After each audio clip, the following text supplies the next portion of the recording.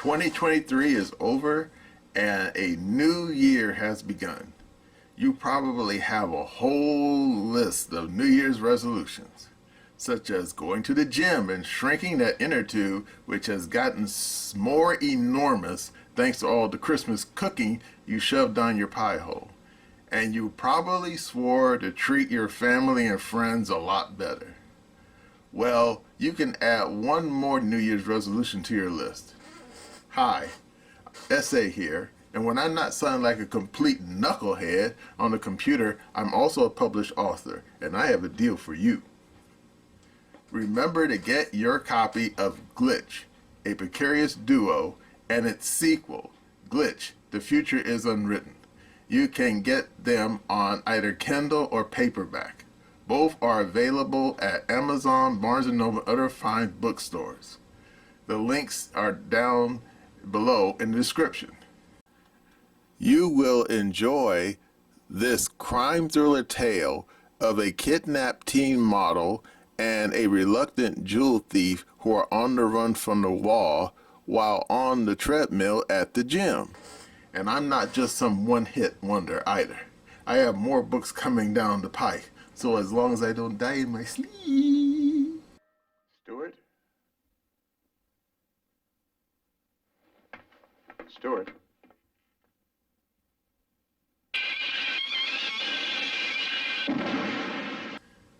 You'll see those other books too. Now let's get back to the video. Hello again. SA here. Ever since Alexander Graham Bell invented the phone, there's always been fools playing on the phone. Indeed, when I was a little kid, crank calls were all the rage. I mean, people would call random people and would basically be pretending they were random people, like calling them saying, "Hey, you just won a prize. Give us your address and your social security number, and we'll send you your prize." Yeah, stuff like that. But then, and indeed, anyone who remembers The Simpsons remembers that Bart Simpson was constantly calling up Moe's bar, the prank call him all the time. You know, all good fun. But after the advent of the internet, things turned dark, turned sinister. People were not just making crank calls anymore. They were going out and reaching out and trying to hurt people. Why? Because they could. And thus the advent of swatting was formed. And indeed, there were untold examples of this happening all over the place. And indeed, if you remember, there was a really bad incident happened about 5 years ago where some poor schmuck in Kansas was swatted. I remember the incident. I thought it was ridiculous, crazy, where some knuckleheads were arguing on some, I think it was some chat room for, I think it was Call of Duty, and one clown reached out to a third party and said, "Hey, swat this knucklehead I'm arguing with." Problem is, the guy got the wrong phone number and the wrong address, and he ended up sending the police to a completely random person in Kansas. You know, the clown who started the whole mess was actually arguing with someone, I think, in Seattle. And then the cops showed up, and the person who lived there, they didn't know what was going on. They came out of their house, and the police shot him, killed the guy. And then, of course, eventually the FBI got involved. They tracked that down, who did it. And I think, if I remember correctly, that clown was in California, and yeah, I think he ended up getting sentenced like 25 years in prison. I think for second-degree murder. So there you go. And yet this stuff keeps happening. Indeed, Jerry from the Quartering and Tim Pool have complained loudly about how they've been swatted repeatedly. Indeed, Jerry from the Quartering, if you keep up with that big dude, he said he actually had to move because he'd been swatted too many times. And indeed, one time the police had him out and his wife out on the damn driveway in their skivvies because someone staged a swatting incident at his place. And Tim, he said that the local PD in his zip code has been up to his place, I think, over a dozen times, with bomb threats and kidnapping threats and all kinds of nonsense. To the point where I think the cops don't even bother anymore. And Tim has complained loudly that even though he's reached out to the FBI, yeah, right. He said the FBI seem to be useless. Can't seem to find out who's been doing it to him. But apparently, the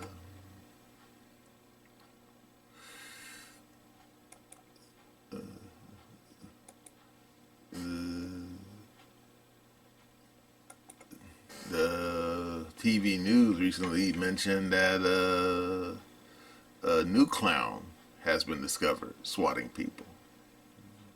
Name is Alan Winston Fila. Yeah, I know it's kind of an odd name, but bear with me. And according to CBS News, this guy, he was a swatting machine. Apparently, the question is, who did he not swat? Because they said that this clown, he had been hitting institutions. He'd been hitting government agencies, FBI. Yeah, how you swat the FBI? I don't know how you pull that off. Mosque and other things. And then, wait for it, you ready? This clown then went out and started offering his services to third parties.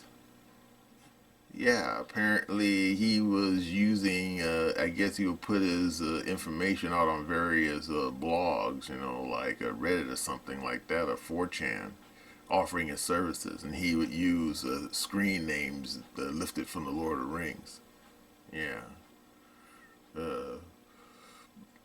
And according to the news, for $40, he would send out one for a gas leak, which I find kind of amusing. I mean, why would you swat someone over a gas leak? That doesn't make no sense. Especially when we know how how Southern California Gas Company works here. In other words, you have a gas leak here, yeah, maybe they'll show up in about a week. But then they say if you give him a little bit more money, about $75, he'll actually issue a bomb threat on a third party. So yeah, this guy here, he was definitely making bank being a nuisance. But now, according to federal prosecutors, this guy is looking at up to 65 years in prison for all his swatting incidents. Now, of course, when you're dealing with CBS News, well, it has to be some political slant to the news. And apparently, what got the guy in trouble was that he apparently swatted some mosque. And that allegedly he said problematic things against blacks and Asians and stuff like that. Even though from the picture they have of this guy on the damn CBS News website, he looks Asian himself. In fact, he looks like a Samoan, which doesn't matter to me one way or the other.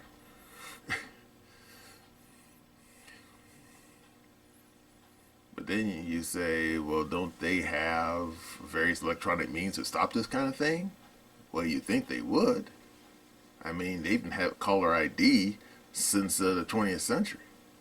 Of course, I know that if you know how most caller IDs work, you can make yourself exempt from caller ID. Just call the phone company and say, yeah, if anyone tries to do a caller ID on this particular phone number, it won't come up. And that's why when certain people get a phone call from an unknown caller, I mean, especially on these smartphones, it'll say right there, unknown caller. Yep, that's right. So you don't know who the hell's calling you. And you got no way of finding out who. But of course, that doesn't mean if the NSA doesn't have tools that they can find out. And of course, everyone remembers Edward Snowden knows that, yeah, they can find out. And quick. But yeah, these clowns at the CBS News, apparently they were clearly trying to put some spin on this incident, saying that this guy was somehow political, that somehow he was right wing. But I'm thinking, nah, this guy was just some knucklehead who was looking to make a fast buck. The fact that he was offering his services to any Tom, Dick, and Harriet that would fall out of trees. Yeah, this guy wasn't political. This guy was just looking to make money. And apparently he was making money too until he got caught. So he wasn't that clever. And of course, swatting, as I just mentioned, is not victimless crime. Indeed, the whole point of it is to get people hurt, get people dead. And as for myself, personally, I was swatted. And you say, you? You're nobody. Yeah, precisely. But no joke, happened about 3 or 4 years ago. LAPD rolled up in my driveway. I was in the middle of washing clothes, and LAPD rolled up. Didn't have the guns out, but then they asked for my name, and I said, "Yeah, that's me." And then they said, "Do you have any children here?" And I said, "No, no children here." And he asked who lives in the front and who lives in the property, and I told him it's just me and my sister and her daughter. And they said, "How old is the daughter?" And I said, "The daughter, she's in college." And I said, "What's this all about?" And they told me that someone called a swatting incident claiming that there was children being held prisoner at this address, and gave my name.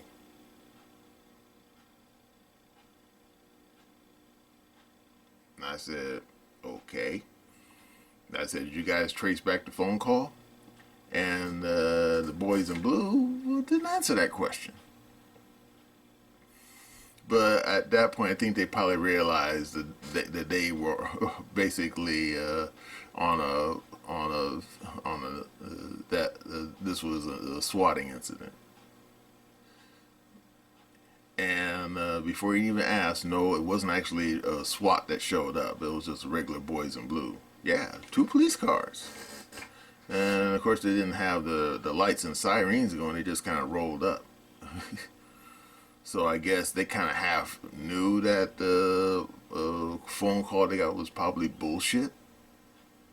So there you go. But then, of course, if I was living in a different zip code, it probably would have turned out differently. Now, of course, anyone who knows better knows that if you see the boys in blue rolling up all ready to go with their body armor and their M4 carbines, you don't go outside giving them the business. And you definitely don't go outside brandishing a gun. That will definitely get your dumb ass shot, and fast. Because I couldn't imagine what would happen if I was out in my driveway packing a pistol instead of a big old bucket full of wet laundry. I probably would have gotten myself shot. Yeah, well, at least this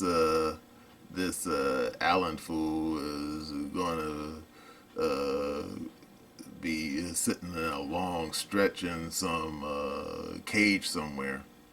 But of course, you gotta remember, he's not the only one. There are others out there like him.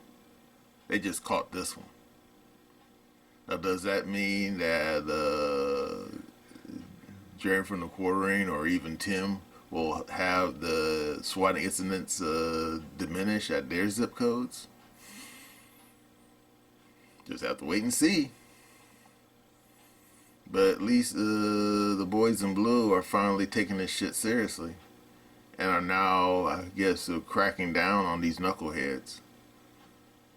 because you gotta remember, unlike Bart Simpson calling Moe's bar, asking him a prank for a quick laugh, these people who do this stuff are serious. They want you hurt. They want you dead. Just letting you know. Now, of course, as to who swatted me, I couldn't imagine who. It may have been a replay of what happened to that schmuck in Kansas. But probably not, since the damn boys in blue, when they did show up, they did ask for my name. So apparently it was someone, obviously, that knew me. One couldn't imagine who. Well, that's all I have to say about doofuses playing on the phone. And that's my opinion.